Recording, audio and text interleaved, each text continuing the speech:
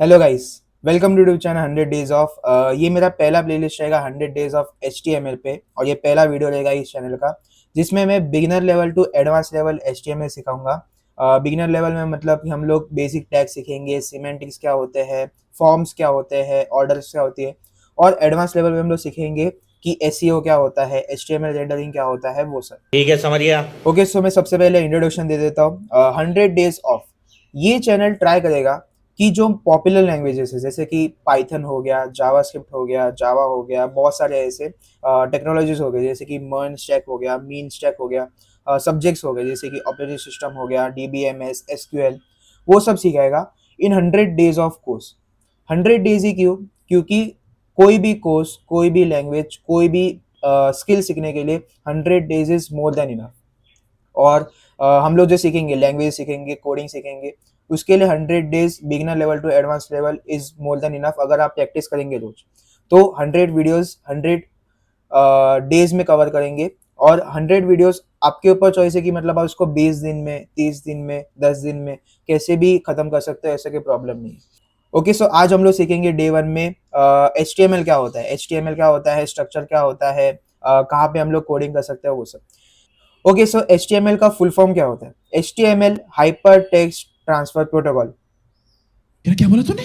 Sorry sorry sorry. Okay, सो HTML का full form होता है hyper text markup language. Hyper text markup language होता क्या है, देखते। हाइपर टेक्स्ट, हाइपर टेक्स्ट का बेस्ट एग्जांपल हम लोग को देखना रहेगा तो यहाँ पे info.sun.ch। This is the first website. First website का मतलब क्या कि इंटरनेट जब जब आया था, नया नया वेबसाइट आ गया था, ये www वर्ल्ड वाइड वेब, वो आ गया था। This is the first website तभी का।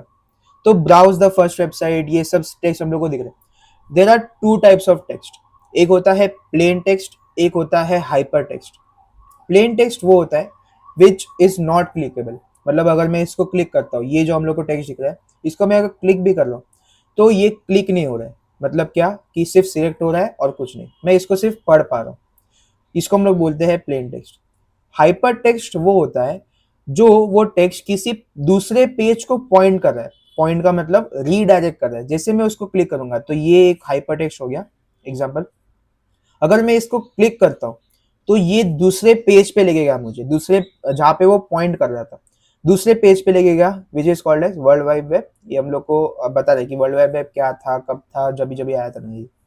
तो इसको हम लोग बोलते हैं हाइपर टेक्स्ट कि ये पेज पे मुझे रीडायरेक्ट करिएगा। ये दूसरा भी क्या है, हाइपर टेक्स्ट। इसको भी क्लिक करूंगा तो वो दूसरे पेज पे लेके जाएगा जहाँ पे ये असली में था। ये मतलब जब ये नया नया आया था ये फर्स्ट वेबसाइट, तो तभी ऐसा दिखता था, ऐसा सब कुछ दिखता था। और वहाँ पे हम लोग को कमांड सीखने पड़ते थे कोई भी पेज डायरेक्ट करने के लिए। तो ये सब क्या हो गया, हाइपर टेक्स्ट हो गया, और this is called as plain text. Okay, so markup. Markup का मतलब क्या रहता है, किसी भी टेक्स्ट को स्ट्रक्चर देना। जैसे कि हम लोग वर्ड डॉक्यूमेंट्स लिखते हैं, PDF लिखते हैं, तो वर्ड डॉक्यूमेंट कैसा रहता है, एक सिस्टमेटिक वे में रहता है। जैसे कि पहले टाइटल लिखते हैं, हेडिंग्स आते हैं, फिर कंटेंट आते हैं, कोई बीच में इमेजेस रहते हैं, उसको कोई डिस्क्रिप्शन रहता है, वीडियोस रहते हैं। तो एक हम लोग ने टेक्स्ट को मीनिंग दिया है या फिर एक स्ट्रक्चर दिया है, तो उसको हम लोग बोलते हैं मार्कअप। और लैंग्वेज का बेसिकली मतलब रहता है कि ये कोडिंग लैंग्वेज है। अच्छा, ये एक प्रोग्रामिंग लैंग्वेज नहीं है। प्रोग्रामिंग का बेसिक मतलब क्या रहता है कि उसको हम लोग एक लॉजिक दे सकते हैं, एक प्रोग्राम दे सकते हैं कि अगर जैसे मैंने वो प्रोग्राम को स्टार्ट किया तो वो एक ऑटोनोमस वर्क, एक वर्क को वो ऑटोनोमस कर देते हैं। जैसे कि फिबोनाची हो गया, कैलकुलेटर हो गया, वो सब। तो वो लॉजिक्स बिल्डअप करते हैं, उसके अंदर कैलकुलेशंस होते हैं। तो HTML वो सब नहीं करता है। HTML सिर्फ करता है वो जो टेक्स्ट को स्ट्रक्चर देना और टेक्स्ट को मीनिंग देना। अच्छा, मीनिंग का मतलब क्या कि हेडिंग कहाँ पे आएगा, टाइटल कहाँ पे आएगा, या फिर पैराग्राफ कहाँ पे आएगा, कंटेंट कहाँ पे आएगा, इमेज क्या हो गया, वीडियो कहाँ पे आएगा, वो सब। तो HTML का सिर्फ इतना काम रहता है। तो हाइपर टेक्स्ट मार्कअप लैंग्वेज इसको बोलते हैं। अच्छा, तो HTML को कहाँ पे हम लोग कोड कर सकते हैं या फिर हम लोग लिख सकते हैं? आप कहीं पे भी, मतलब नोटपैड एक एप्लीकेशन होता है विंडोज में, आप उसके ऊपर भी लिख सकते हो। सिर्फ आपको क्या करना है, सिर्फ उसको सेव करते वक्त .html एक्सटेंशन डालना रहता है, एक्सटेंशन रहता है .exe, .pdf, वैसे ही .html, बस वो एक वेब पेज में कन्वर्ट हो जाएगा। बस उसके अंदर HTML का कोड रहना चाहिए। लेकिन वो एक टेक्स्ट एडिटर है, मतलब क्या कि हम लोग उसमें सिर्फ टेक्स्ट लिख सकते हैं, उसमें कोई फीचर्स नहीं रहते। जैसे कि एक्सटेंशन हो गए, स्निपेट्स हो गए, बहुत सारी चीज़ें होती है, शॉर्टकट्स हो गए, तो उसके लिए एक कोड एडिटर होना ज़रूरी है। तो एक recommendation, VS code is the best code editor. उसको डाउनलोड करने के लिए आपको बता देता हूँ, सिर्फ डाउनलोड VS कोड लिखेंगे, इसको सबसे पहले लिंक आएगा, क्लिक करके विंडोज़ मैक कोई भी आपका रहेगा OS, उसको आप डाउनलोड कर सकते हैं। लिनक्स रहेगा तो लिनक्स से भी डाउनलोड कर सकते हैं। डाउनलोड करते ही अगर आपको समझ नहीं रहा कि कैसे इंस्टॉल मारना है, कैसे डाउनलोड करना है, there are hundreds thousands of videos जहाँ पे आपको बताएंगे कि कैसे इंस्टॉल करना है VS कोड। ओके, सो जैसे ही आपने VS कोड को इंस्टॉल मारा, आपको ये इंटरफेस दिखेगा जहाँ पे हम लोग VS कोड ऐसा लिखा हुआ रहेगा, न्यू फाइल ओपन, ये सब। आपको सिंपली क्या करना है, यहाँ पे फाइल में जाके ओपन फोल्डर या फिर न्यू फोल्डर, जहाँ पे आपको HTML के फाइल्स रखने, एक फोल्डर बना लो बेसिकली।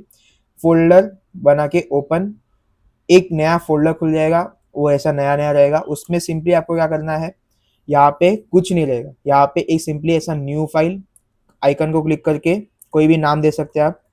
मैं day1 दे देता हूँ, day1.html। हाँ, लास्ट में .html होना जरूरी है, तो ही वो कोड HTML मतलब वो वेब पेज में कन्वर्ट होगा। तो यहाँ पे हम लोग सिंपली हम लोग कोड कर सकते हैं, वो ऑटोमेटिक समझ जाएगा कि ये HTML है। ओके, सो day1 में मैंने क्या बोला कि हम लोग HTML क्या होता है सीखेंगे, VS को डाउनलोड कैसे करना है, और स्ट्रक्चर ऑफ HTML। स्ट्रक्चर का मतलब क्या कि एक पर्टिकुलर स्ट्रक्चर में हम लोग HTML कोड को लिखते हैं। ओके, सो एक फीचर होता है या फिर एक शॉर्टकट होता है VS कोड में। जैसे मैंने बताया, VS कोड में बहुत सारे शॉर्टकट्स होते हैं। क्या करना है हम लोग को, एक एक्सक्लेमेशन मार्क डाल के सिंपली हम लोग को एंटर दबाना है। सीधा हम लोग को क्या दिख रहा है, HTML का बेसिक स्ट्रक्चर। आप अभी के लिए ऐसा मत करो, आप सिंपली कोड लिखो, नहीं तो आपको ऐसी आदत पड़ेगी, तो आप शॉर्टकट्स यूज करते रहोगे। आपको समझो, अगर यहाँ पे VS कोड जहाँ पे अवेलेबल नहीं रहेगा, आपको कहीं पे लिखना रहेगा या फिर कुछ, तो वहाँ पे ऐसे शॉर्टकट्स नहीं रहेंगे।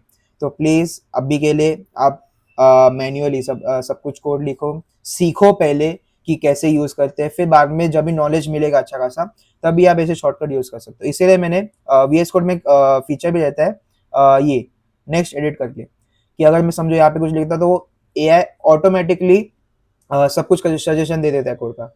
अच्छा, अभी लोग क्या कहेंगे कि AI आ गया है, वाइब कोडिंग आ गई है, तो HTML CSS ये सब सीखने की जरूरत क्यों है? क्या कर रहे हैं यार तू? सीखने की जरूरत इसीलिए है क्योंकि ये सब फाउंडेशनल लैंग्वेजेस है जो वाइब कोडर्स होते हैं। वाइब कोडिंग का बेसिक मतलब ये रहता है कि AI को सिंपली अगर मैं प्रॉम्प्ट दूंगा कि build a website, build a e-commerce website, build a Twitter clone, तो उसको मैं सिंपली अगर ऐसा सब कुछ दूंगा, तो वो मुझे प्रोटोटाइप वेबसाइट बना के दे देगा। प्रोटोटाइप मतलब कि उसमें मुझे थोड़ा सा ह्यूमन इंटरवेंशन लगेगा और मुझे सिर्फ चेंजेस करने के एक दो, और वो सीधा वेबसाइट में डिप्लॉय मार सकता हूँ।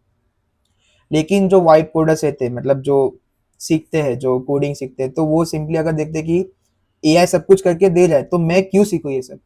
लेकिन उन लोग को ये नहीं मालूम रहता है कि उसके अंदर काम कैसे कर रहा है, वो कोड काम कैसे कर रहा है, लॉजिक क्या है, स्ट्रक्चर कैसा है, टैग्स क्या काम करते हैं, उसका नॉलेज होना ज़रूरी है। आगे जाके प्रॉब्लम्स क्रिएट हो सकते हैं क्योंकि आपको मालूम ही नहीं है कि अगर समझो कोई एरर आ गया, कोई प्रोडक्शन लेवल पे एरर आ गया, तो आपको मालूम ही नहीं है कि कोड के अंदर चल क्या रहा है। अच्छा। तो उसके लिए कोडिंग का नॉलेज होना ज़रूरी है। और अगर कोडिंग का नॉलेज ज़्यादा रहेगा तो आप बेटर प्रॉम्प्टिंग करके, बेटर प्रॉम्प्टिंग मतलब कि उसको AI को अच्छे से बता कि हाँ ये ऐसा ऐसा कर, या कुछ कंस्ट्रेंट्स डाल के, तो आप अच्छा खासा वेबसाइट वाइब कोडिंग से भी कर सकते। तो वाइब कोडिंग को मिक्स करो अपने नॉलेज के साथ, अच्छा खासा नॉलेज के साथ। इसीलिए HTML सीखना ज़रूरी है। इसीलिए मैं स्टार्ट भी HTML से कर रहा हूँ, फिर बाद में CSS, जावास्क्रिप्ट, टेक्नोलॉजी सीखेंगे, मन स्टैक, मीन स्टैक, वो सब। ओके, सो फर्स्ट लाइन रहता है doctype HTML। Doctype HTML ये बताता है कि आप मतलब जो HTML फाइल है वो स्टैंडर्ड मोड में चले। There are two types of mode, एक होता है क्वर्क मोड, एक होता है स्टैंडर्ड मोड। क्वर्क मोड का मतलब ये रहता है, क्वर्क मोड कभी अलाउ ये करेगा, अनेबल करेगा जब भी मैं डॉक टाइप HTML नहीं लिखूंगा। क्वर्क मोड मतलब क्या कि जो HTML के रूल्स थे, जब कब के 1990s के हो गए, 2000s के हो गए, जब नेट्सकेप आया था तब के, तो तब के HTML के रूल्स ये HTML फाइल फॉलो करेगा अगर मैं डॉक्टर HTML नहीं लिखता हूँ। लेकिन जैसे मैं डॉक्टर HTML का लाइन लिखता हूँ, तो जो फाइल है वो न्यू रूल्स, जो HTML फाइल नया आया है उसको वो फॉलो करेगा। सो डॉक्टर HTML लिखना ज़रूरी है, क्यों? क्योंकि जो न्यू रूल्स है, जो न्यू लेआउट्स है, उसको फॉलो करने के लिए हम लोग को डॉक्टर HTML लिखना पड़ता है। ओके, सो डॉक्टर HTML के बाद HTML tag. HTML tag is the root tag, मतलब क्या कि स्टार्टिंग यहाँ से होता है, मतलब HTML फाइल का, और एंडिंग कहाँ पे होता है, ये एंड टैग पे। अच्छा, टैग्स का मतलब क्या रहता है कि एक स्टार्ट टैग होता है, एक एंड टैग होता है। स्टार्ट टैग का मतलब क्या कि जहाँ पे हम लोग कोडिंग स्टार्ट करेंगे, जो HTML का कोड है वहां से स्टार्ट करेंगे और इस एंड टैग पे हम लोग खत्म करेंगे। किसी किसी टैग्स में ऐसा रहता है कि स्टार्ट टैग होता है, एंड टैग नहीं होता, जैसे कि BR टैग हो गया, IMG टैग हो गया। हाँ, ऐसे भी कुछ टैग्स होते हैं जिसको एंड टैग दे ना दे तो भी चलता है, ऑप्शनल रहता है उसके अंदर। तो हम लोग वो सब आगे सीखेंगे टैग्स।